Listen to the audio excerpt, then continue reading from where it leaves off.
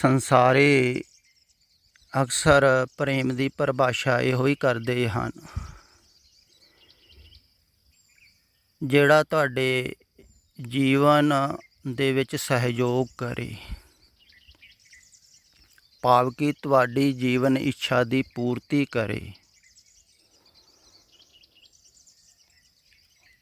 ਉਹਨੇ ਹੀ ਤੁਸੀਂ ਕਹਿੰਦੇ ਹੋ ਵੀ ਇਹਦੇ ਨਾਲ ਪ੍ਰੇਮ ਹੈ ਸਾਡਾ, ਦੇਖੋ ਸਾਡੇ ਜੀਵਨ ਵਾਸਤੇ ਕਿੰਨਾ ਕੁਛ ਕਰ ਰਿਹਾ ਹੈ ਜਾਂ ਕਰ ਰਹੀ ਹੈ, ਇਹਨੂੰ ਹੀ ਤੁਸੀਂ ਪ੍ਰੇਮ ਕਹਿੰਦੇ ਹੋ ਨਾ। ਤੇ ਜੀਵਨ ਬਾਰੇ ਜੀਵਨ ਦੀ ਚਾਹਤ ਨੂੰ ਜਿਹੜਾ ਮਜ਼ਬੂਤ ਕਰਦਾ ਹੈ, ਦੇਖੋ ਫਿਰ ਕਮਾਲ ਦੀ ਗੱਲ ਇਹ ਹੈ ਵੀ ਸੰਸਾਰੀ ਲੋਕ ਜਿਹੜੇ ਹਨ ਉਹ ਤੇ ਕਰ ਹੀ ਰਹੇ ਹਨ ਜੀਵਨ ਦੀ ਚਾਹਤ ਨੂੰ ਮਜ਼ਬੂਤ, ਜੀਵਨ ਦੀ ਇੱਛਾ ਨੂੰ। ਕਿ ਤੁਸੀਂ ਜੀਣਾ ਚਾਹੁੰਦੇ ਹੋ, ਇਸ ਢੰਗ ਦੇ ਨਾਲ ਵਧੀਆ ਜੀ ਸਕੋਗੇ, ਜ਼ਿਆਦਾ ਲੰਬਾ ਜੀ ਸਕੋਗੇ। ਦੇਖੋ ਜ਼ਿਆਦਾ ਲੰਬਾ ਜੀਵਨ ਵਾਸਤੇ ਸਾਰੇ ਦੱਸ ਰਹੇ ਹਨ, ਵਧੀਆ ਜੀਵਨ ਵਾਸਤੇ ਸਾਰੇ ਦੱਸ ਰਹੇ ਹਨ। ਮਾਤਾ ਪਿਤਾ ਵੀ ਉਹ ਅਸੀਸ ਦਿੰਦੇ ਹਨ, ਚੰਗੀ ਲਾਈਫ ਜੀਓ, ਹਰੇਕ ਹੀ ਇਹ ਚਾਹੁੰਦਾ ਹੈ ਨਾ। ਇਸ ਕਰਕੇ ਆ ਜਿਵੇਂ ਕਈ ਕਹਿੰਦੇ ਹਨ ਆਹ ਦਵਾਈਆਂ ਖਾਓ, ਦਵਾਈਆਂ ਦੀਆਂ ਮਸ਼ਹੂਰੀਆਂ ਦਿੰਦੇ ਹਨ, ਔਸ਼ਧੀਆਂ ਦੀਆਂ, ਵੀ ਤੁਸੀਂ ਚੰਗਾ ਜੀਓਗੇ। ਅਤੇ ਲੋਕ ਬਹੁਤ ਲੈਂਦੇ ਹਨ, ਪੜ੍ਹਦੇ ਹਨ। ਅਯੋਗੀ ਲੋਕ ਵੀ ਇਸੇ ਕੰਮੇ ਲੱਗੇ ਹਨ ਵੀ ਯੋਗ ਕਰੋਗੇ ਚੰਗਾ ਲੰਬਾ ਜੀਓਗੇ, ਛੇਤੀ ਬੁਢਾਪਾ ਨਹੀਂ ਆਵੇਗਾ। ਅਤੇ ਉਹ ਦਾੜੀਆਂ ਕਾਲੀਆਂ ਕਰ ਕਰਕੇ ਦਿਖਾਲਦੇ ਆ ਵੀ ਦਾੜੀ ਕਾਲੀ ਰਹੂਗੀ ਜੇ ਆਦਮੀ ਜਵਾਨ ਰਹੂਗਾ, ਬੁਢਾਪਾ ਨਹੀਂ ਆਊਗਾ ਅਤੇ ਮੌਤ ਨਹੀਂ ਆਊ। ਬੁਢਾਪੇ ਤੋਂ ਗਾਂ ਫਿਰ ਛੇਤੀ ਮੌਤ ਦਾ ਖਿਆਲ ਆ ਜਾਂਦਾ ਹੈ ਨਾ, ਵੀ ਬੁੱਢੇ ਹੋ ਗਏ। ਤੋ ਜੀਵਨ ਦੀ ਵਾਸ਼ਨਾ ਹੀ ਵਧਾ ਰਹੇ ਹਨ। ਇਹੋ ਹੀ ਮੈਂ ਅਕਸਰ ਕਹਿੰਦਾ ਹਾਂ ਵੀ ਜਿਹੜਾ ਜੀਵਨ ਦੀ ਵਾਸ਼ਨਾ ਨਾਲ ਭਰਿਆ ਹੋਇਆ ਹੈ ਉਹ ਜੀਵਨ ਦੀ ਵਾਸ਼ਨਾ ਹੀ ਵਧਾਉਂਦਾ ਹੈ। ਅਤੇ ਧਾਰਮਿਕ ਜਗਤ ਦੇ ਵਿੱਚ ਵੀ ਤੁਹਾਡੀਆਂ ਜੀਵਨ ਦੀਆਂ ਇੱਛਾਵਾਂ ਹੀ ਪੂਰੀਆਂ ਕੀਤੀਆਂ ਜਾਂਦੀਆਂ ਹਨ। ਤੁਸੀਂ ਚੰਗਾ ਜੀਓਗੇ ਅਤੇ ਜੀਵਨ ਵਾਸਤੇ ਹੀ ਅਰਦਾਸਾਂ ਕੀਤੀਆਂ ਜਾਂਦੀਆਂ ਹਨ, ਵਧੀਆ ਜੀਵਨ ਵਾਸਤੇ। ਸੰਸਾਰ ਦੇ ਵਿੱਚ ਕਾਰੋਬਾਰ ਵਧੀਆ ਹੋਣ, ਧੰਦੇ ਵਧੀਆ ਹੋਣ, ਅਰਦਾਸਾਂ ਕਰਾਉਂਦੇ ਹਨ। ਦੇਖੋ ਗੁਰੂ ਕੋਲ ਜਾ ਰਹੇ ਹਨ ਜੀਵਨ ਵਾਸਤੇ, ਪਰ ਜਦੋਂ ਗੁਰੂ ਸਰੀਰ ਕਰਕੇ ਸੀ ਉਦੋਂ ਉਹ ਕਹਿ ਰਿਹਾ ਸੀ ਪਹਿਲਾਂ ਮਰਨ ਕਬੂਲ। ਅਤੇ ਜਿਨ੍ਹਾਂ ਨੇ ਮਰਨ ਕਬੂਲ ਕੀਤਾ ਸੀ ਉਹ ਗੁਰੂ ਕੋਲ ਆਏ ਸੀ। ਅਤੇ ਹੁਣ ਸਿੱਖ ਜਾ ਰਹੇ ਹਨ ਗੁਰੂ ਕੋਲ ਜੀਵਨ ਦੀਆਂ ਇੱਛਾਵਾਂ ਲੈ ਕੇ, ਚਾਹਤਾਂ ਲੈ ਕੇ। ਇਹਦੇ ਗੁਰੂ ਦੀ ਕਿੰਨੇ ਨਿਰਾਦਰੀ ਕਰ ਰਹੇ ਹਨ। ਬਹੁਤ ਅਪਮਾਨ ਹੋ ਗਿਆ ਨਾ ਗੁਰੂ ਦਾ। ਗੁਰੂ ਕੋ ਜਾ ਰਹੇ ਹਨ ਜੀਵਨ ਦੀਆਂ ਚਾਹਤਾਂ ਲੈ ਕੇ, ਪਾਠ ਕਰਾ ਰਹੇ ਹਨ, ਪੂਜਾ ਕਰਾ ਰਹੇ, ਹਵਨ ਕਰਾ ਰਹੇ ਹਨ, ਕਿੰਨੇ ਧਾਰਮਿਕ ਕਰਮਕਾਂਡ ਚੱਲ ਰਹੇ ਹਨ ਜੀਵਨ ਦੀ ਇੱਛਾ ਕਰਕੇ। ਫਿਰ ਜਿਹੜੇ ਪਾਠ ਪੂਜਾ ਵੀ ਕਰਦੇ ਹਨ ਉਹ ਵੀ ਜੀਵਨ ਦੀ ਇੱਛਾ ਕਰਕੇ, ਵੀ ਪਾਠ ਕਰੋਗੇ ਵਧੀਆ ਸੁਖੀ ਜੀਵਨ ਰਹੂਗਾ ਬੱਚਾ, ਪਾਠ ਕਰਿਆ ਕਰੋ, ਘਰ ਦੇ ਵਿੱਚ ਸੁੱਖ ਹੀ ਸੁੱਖ ਵਰਤਣਗੇ। ਕਹਿੰਦੇ ਹਨ ਸਰੀਰਕ ਰੋਗ ਨਹੀਂ ਲੱਗਣਗੇ, ਕਈ ਪਾਠ ਹੀ ਇਸੇ ਕਰਕੇ ਕਰ ਰਹੇ ਹਨ, ਸਰੀਰਕ ਰੋਗਾਂ ਨੂੰ ਦੂਰ ਕਰਨ ਵਾਸਤੇ, ਜੀਵਨ ਵਾਸਤੇ, ਜੀਂਦੇ ਰਹਿਣ ਵਾਸਤੇ। ਕਿਹਾ ਵੀ ਹੈ ਨਾ ਵੀ ਮਰਨਾ ਤਾਂ ਕੋਈ ਵੀ ਨਹੀਂ ਚਾਹੁੰਦਾ, ਜੀਵਨ ਲੋੜੇ ਸਭ ਕੋਈ। ਪਰ ਜਿਹੜੇ ਸੰਸਾਰ ਦੇ ਵਿੱਚ ਜੀਣਾ ਲੋੜਦੇ ਹਨ, ਜੀਵਨ ਦੀ ਇੱਛਾ ਨਾਲ ਭਰੇ ਹੋਏ ਹਨ, ਉਹ ਤਾਂ ਧਾਰਮਿਕ ਹੈ ਹੀ ਨਹੀਂ। ਭਾਵੇਂ ਰੋਜ਼ ਹੀ ਧਾਰਮਿਕ ਸਥਾਨਾਂ 'ਤੇ ਤੁਰੇ ਰਹਿਣ, ਭਾਵੇਂ ਰੋਜ਼ ਹੀ ਪਾਠ ਕਰੀ ਜਾਣ, ਖਿਆਲ ਵਿੱਚ ਰੱਖਿਓ ਭਾਵੇਂ ਉਹਨਾਂ ਨੂੰ ਕਿੰਨਾ ਵੀ ਗਿਆਨ ਹੋਵੇ, ਅਗਰ ਜੀਵਨ ਦੀ ਕੋਈ ਚਾਹਤ ਦੇ ਨਾਲ ਭਰਿਆ ਹੋਇਆ ਹੈ ਨਾ ਉਹ ਧਾਰਮਿਕ ਨਹੀਂ। ਜਿਹਨੇ ਜੀਵਨ ਦੀ ਚਾਹਤ ਛੱਡ ਦਿੱਤੀ ਵੀ ਮੈਂ ਹੁਣ ਸੰਸਾਰ ਦੇ ਵਿੱਚ ਨਹੀਂ ਜੀਣਾ ਹੈ, ਉਹ ਧਾਰਮਿਕ ਹੋਇਆ, ਉਹ ਗੁਰੂ ਕੋਲ ਆਇਆ। ਦਰਅਸਲ ਜਿਹਨੇ ਮੌਤ ਨੂੰ ਕਬੂਲ ਕਰ ਲਿਆ, ਮਰਨਾ ਕਬੂਲ ਕਰ ਲਿਆ, ਸੰਸਾਰ ਵੱਲੋਂ ਮਰਨਾ ਕਬੂਲ ਕਰ ਲਿਆ, ਉਹ ਗੁਰੂ ਕੋਲ ਆਇਆ, ਕਿਉਂਕਿ ਸੰਸਾਰ ਵੱਲੋਂ ਮਰ ਕੇ ਹੀ ਗੁਰੂ ਕੋਲ ਪਹੁੰਚਿਆ ਜਾ ਸਕਦਾ ਹੈ। ਖਿਆਲ ਵਿੱਚ ਰੱਖਿਓ, ਸੰਸਾਰ ਤੁਸੀਂ ਨਿਰਮਿਤ ਕੀਤਾ ਹੈ, ਸੰਸਾਰ ਵੱਲੋਂ ਤੁਸੀਂ ਮਰੋਗੇ। ਫਿਰ ਗੁਰੂ ਤੁਹਾਨੂੰ ਮਿਟਾਏਗਾ, ਮਰਨ ਦੀ ਕਲਾ ਦੱਸੇਗਾ ਵੀ ਇਉਂ ਫਿਰ ਮਰੀਦਾ ਹੈ ਟੋਟਲ। ਤੇ ਪਹਿਲਾ ਮਰਨ ਕਬੂਲ ਕਰ। ਤੇ ਸੰਸਾਰ ਵੱਲੋਂ, ਸੰਸਾਰ ਰੋਗ ਹੈ, ਖਿਆਲ ਵਿੱਚ ਰੱਖਿਓ। ਤੇ ਰੋਗ ਤੋਂ ਛੁੱਟਣਾ ਹੈ, ਤੇ ਛੁੱਟਣ ਵਾਸਤੇ ਜਿਹੜਾ ਰੋਗ ਰਹਿਤ ਹੈ ਉਹਦੇ ਕੋਲ ਆਉਣਾ ਪਵੇਗਾ। ਤੇ ਰੋਗ ਤੋਂ ਮੁਕਤ ਹੋਣਾ ਪਹਿਲਾਂ ਕਬੂਲਣਾ ਪਵੇਗਾ।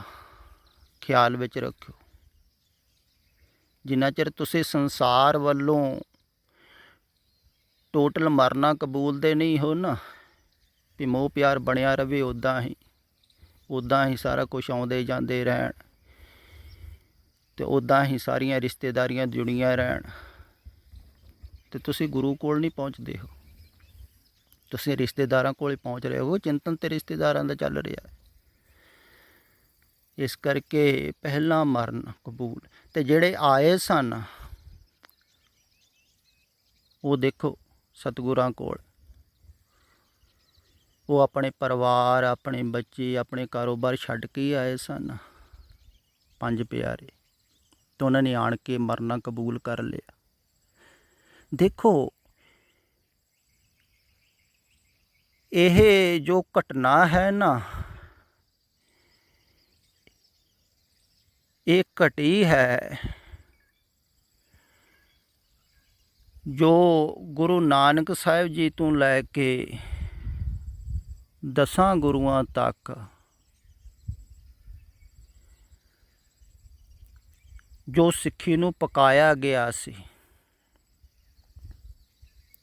ਸਿੱਖੀ ਦਾ ਨਿਚੋੜ ਕਹਿ ਲਈ, ਉਹ ਇਹ ਹੋਇਆ ਵੀ ਸਿੱਖਾਂ ਦੇ ਵਿੱਚੋਂ ਐਸੇ ਸਿੱਖ ਵੀ ਨਿਕਲੇ ਜਿਨ੍ਹਾਂ ਨੇ ਗੁਰੂ ਦੇ ਸਨਮੁਖ ਮਰਨਾ ਕਬੂਲ ਕਰ ਲਿਆ। ਤੇ ਐਸਾ ਬਹੁਤ ਘੱਟ ਹੁੰਦਾ ਤੇ ਬੜੀ ਅਦਭੁਤ ਘਟਨਾ ਹੁੰਦੀ ਹੈ, ਤੇ ਹਜ਼ਾਰਾਂ ਹੀ ਸਾਲਾਂ ਬਾਅਦ ਘਟਦੀ ਹੈ। ਇਸ ਕਰਕੇ ਗੁਰੂ ਵੀ ਸਿੱਖਾਂ ਸਨਮੁਖ ਝੁਕੇ ਹਨ, ਝੁਕਣਾ ਹੀ ਪੈਂਦਾ ਹੈ। ਐਸੇ ਸਿੱਖ ਦੇ ਸਾਹਮਣੇ ਝੁਕ ਹੀ ਜਾਂਦਾ ਹੈ ਗੁਰੂ, ਨਾ ਵੀ ਝੁਕੇ ਤਾਂ। ਜਿਨ੍ਹੇ ਮਰਨਾ ਹੀ ਕਬੂਲ ਕਰ ਲਿਆ ਵੀ ਆ ਸਿਰ ਤੁਹਾਡੇ ਹਵਾਲੇ, ਹੁਣ ਭਾਵੇਂ ਕਲਮ ਕਰ ਲਓ, ਭਾਵੇਂ ਰੱਖ ਲਓ, ਮਾਰ ਲਓ ਜਵਾਲ।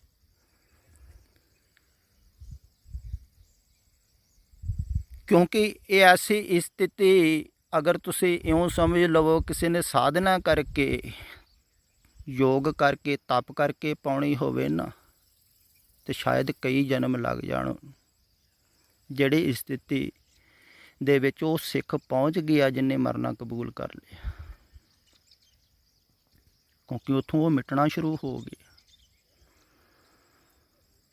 ਉਹ ਸੱਤ ਦੇ ਵੱਲ ਨੂੰ ਚੱਲ ਪਿਆ, ਉਹੋ ਹੀ ਚੱਲ ਪਿਆ, ਉਹੋ ਹੀ ਗੁਰੂ ਵਾਲਾ ਹੋਇਆ। ਦਰਅਸਲ ਜਿਹਨੇ ਮਰਨਾ ਕਬੂਲ ਕਰ ਲਿਆ ਗੁਰੂ ਕੋਲ ਆ ਕੇ, ਉਹੋ ਹੀ ਗੁਰੂ ਵਾਲਾ ਹੁੰਦਾ ਹੈ। ਸੰਸਾਰ ਵੱਲੋਂ ਮਰਨ,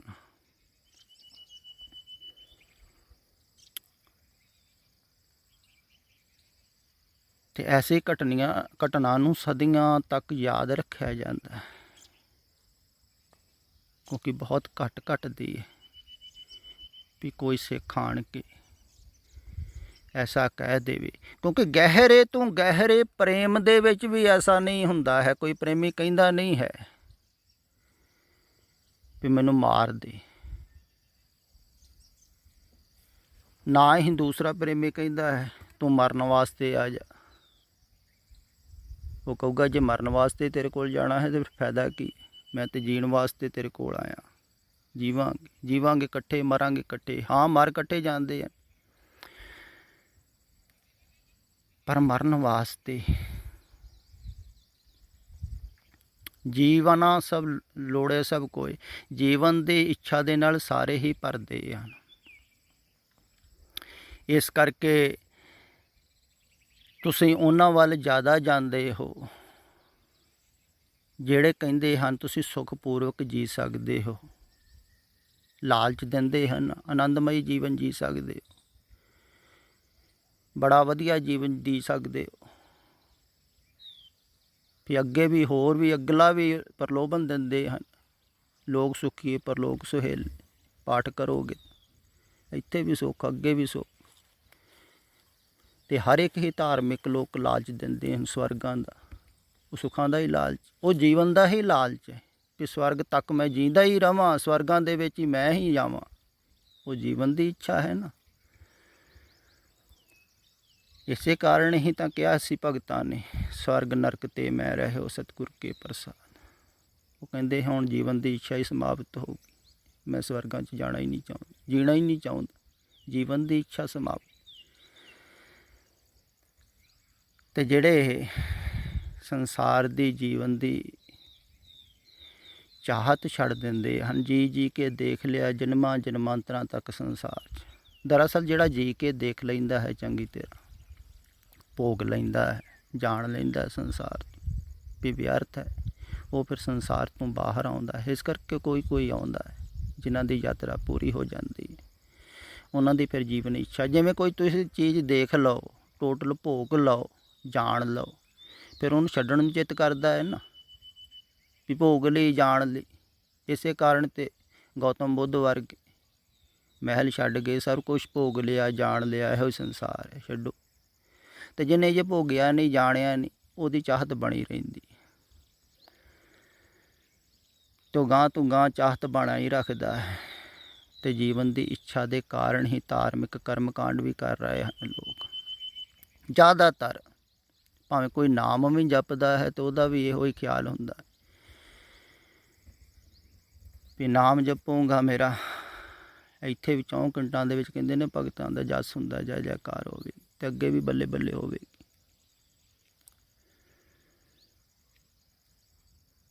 ਜੈ ਜੈਕਾਰ ਹੋਵੇਗੀ, ਕਈਆਂ ਦਾ ਇਹ ਖਿਆਲ ਹੁੰਦਾ। ਤੋ ਜੀਵਨ ਦੀ ਇੱਛਾ ਹੀ, ਜੀਵਨ ਦੀ ਇੱਛਾ ਭਵਿੱਖ 'ਚ ਲੈ ਕੇ ਜਾਂਦੀ। ਅਗਰ ਕੋਈ ਪਰਮਾਤਮਾ ਨੂੰ ਵੀ ਮਿਲਣ ਦੀ ਇੱਛਾ ਕਰ ਰਿਹਾ ਹੈ ਨਾ, ਤਾਂ ਵੀ ਭਵਿੱਖ 'ਚ ਜਾ ਰਿਹਾ ਹੈ। ਇਸ ਕਰਕੇ ਪਰਮਾਤਮਾ ਦੀ ਇੱਛਾ ਨਹੀਂ, ਚਾਹਤ ਨਹੀਂ ਹੁੰਦੀ ਹੈ ਪਰਮਾਤਮਾ ਦੀ, ਕਿਉਂਕਿ ਚਾਹਤ ਅੱਗੇ ਲੈ ਕੇ ਜਾਂਦੀ, ਮਨ ਚੱਲਦਾ ਹੈ ਵੀ ਅੱਗੇ ਮਿਲੇਗਾ ਪਰਮਾਤਮਾ, ਫਿਰ ਕੀ ਹੋਵੇਗਾ। ਅਤੇ ਕਈ ਇਹੋ ਹੀ ਸੋਚਦੇ ਰਹਿੰਦੇ, ਵਿਚਾਰ ਕਰਦੇ ਰਹਿੰਦੇ। ਪਰਮਾਤਮਾ ਸੋਚ ਵਿਚਾਰ ਦਾ ਹਿੱਸਾ ਥੋੜ੍ਹੀ। ਅਤੇ ਜਿਹੜਾ ਵੀ ਸੋਚ ਰਿਹਾ ਹੈ ਤੋ ਜੀਵਨ ਬਾਰੇ ਹੀ ਸੋਚ ਰਿਹਾ ਹੈ, ਅਤੇ ਜਿਹਨੂੰ ਜੀਵਨ ਨਹੀਂ ਚਾਹੀਦਾ ਹੈ, ਜੀਵਨ ਦੀ ਚਾਹਤ ਨਾ ਰਹੀ, ਉਹਦੀ ਫਿਰ ਸੋਚ ਵਿਚਾਰ ਵੀ ਘਟਣੀ ਸ਼ੁਰੂ ਹੋ ਜਾਂਦੀ ਹੈ, ਸੀਮਤ ਹੋਣੀ ਸ਼ੁਰੂ ਹੋ ਜਾਂਦੀ। ਇਹ ਗੱਲ ਖਿਆਲ ਵਿੱਚ ਰੱਖਣੀ ਹੈ। ਜਿੰਨੀ ਜ਼ਿਆਦਾ ਜੀਵਨ ਦੀ ਚਾਹਤ, ਚੰਗੇ ਜੀਵਨ ਦੀ ਚਾਹਤ, ਸ੍ਰੇਸ਼ਟ ਜੀਵਨ ਦੀ ਚਾਹਤ, ਉਨੇ ਹੀ ਵਿਚਾਰ ਚੱਲਣਗੇ। ਲੰਬਾ ਜੀਵਨ ਦੀ ਚਾਹਤ ਜਾਂ ਹੋਰ ਅੱਗੇ ਜੀਵਨ ਦੀ, ਸਵਰਗਾਂ ਦੇ ਵਿੱਚ, ਮੁਕੁੰਠ ਦੇ ਵਿੱਚ ਜਾਣ ਦੀ ਚਾਹਤ, ਉਹਨਾਂ ਦਾ ਵੀ ਅੱਗੇ ਚੱਲਦਾ ਰਹਿੰਦਾ ਮਨ। ਜਿਹਦੀ ਚਾਹਤ ਨਾ ਰਹੀ ਜੀਵਨ, ਅਤੇ ਉਹ ਫਿਰ ਨਿਰਵਿਚਾਰ ਹੋਣਾ ਸ਼ੁਰੂ ਹੋ ਜਾਂਦਾ ਹੈ। ਅਤੇ ਆਪਣੀ ਮੂਲ ਬਿਮਾਰੀ ਨੂੰ ਸਿਆਣੋ, ਖਿਆਲ ਵਿੱਚ ਰੱਖੋ।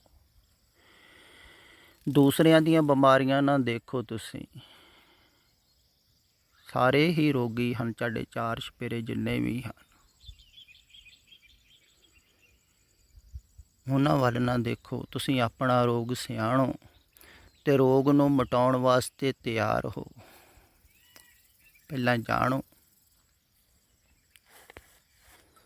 ਵੀ ਮੈਂ ਰੋਗੀ ਹਾਂ, ਫਿਰ ਰੋਗ ਨੂੰ ਮਿਟਾਉਣ ਵਾਸਤੇ ਤਿਆਰ ਹੋ। ਮਰਨਾ ਕਬੂਲੋ, ਸੰਸਾਰ ਵੱਲੋਂ, ਸੰਸਾਰ ਨਾਲ ਜੁੜਨਾ ਹੀ ਰੋਗ ਹੈ। ਪਰਮਾਤਮਾ ਨਾਲ ਜੁੜਨਾ, ਰੋਗ ਰਹਿਤ ਹੋਣਾ। ਤਦੇ ਕਿਹਾ ਹੈ ਨਿਜੋਗੀ ਸਤਿਗੁਰ ਜੋਗੀ, ਰੋਗ ਰਹਿਤ ਮੇਰਾ ਸਤਿਗੁਰ ਜੋਗੀ। ਜੋ ਦਿਸ ਹੈ, ਕਿਉਂਕਿ ਸਾਰੇ ਤੇ ਸੰਸਾਰ ਨਾਲ ਜੁੜੇ ਹੋਏ ਹੈ। ਸੰਸਾਰ ਨਾਲ ਯੋਗ ਹੈ ਤੁਹਾਡਾ, ਤੇ ਸੰਸਾਰ ਨਾਲੋਂ ਵਿਯੋਗ ਕਰਨਾ ਹੈ, ਤੇ ਵਿਯੋਗ ਕਰਨ ਨੂੰ ਤਿਆਰ ਹੋ, ਮਰਨ ਨੂੰ ਤਿਆਰ ਹੋ, ਤੇ ਆਪਣੀ ਬਾਣੀ ਬਿਮਾਰੀ ਸਿਆਣੋ। ਆਪਣਾ ਰੋਗ ਸਿਆਣੋ।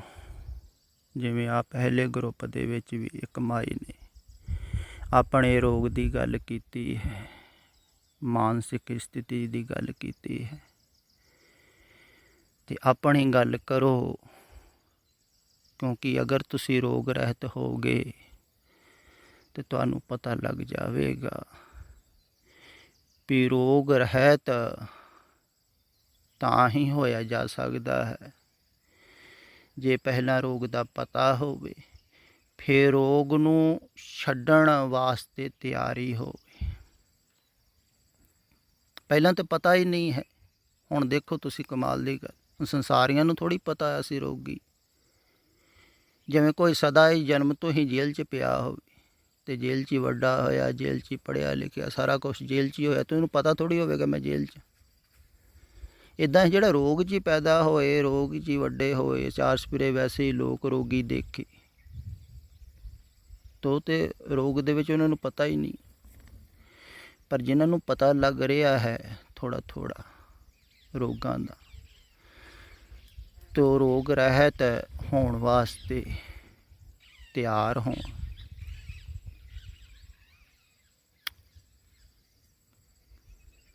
ਰੋਗ ਨੂੰ ਛੱਡਣ ਵਾਸਤੇ ਤਿਆਰ ਹੋਣ, ਮਰਨ ਵਾਸਤੇ ਤਿਆਰ ਹੋਣ, ਤਾਂ ਹੀ ਉਹ ਰੋਗ ਰਹਿਤ ਹੋ ਸਕਦੇ ਹਨ, ਤਾਂ ਹੀ ਮਿਟ ਸਕਦੇ।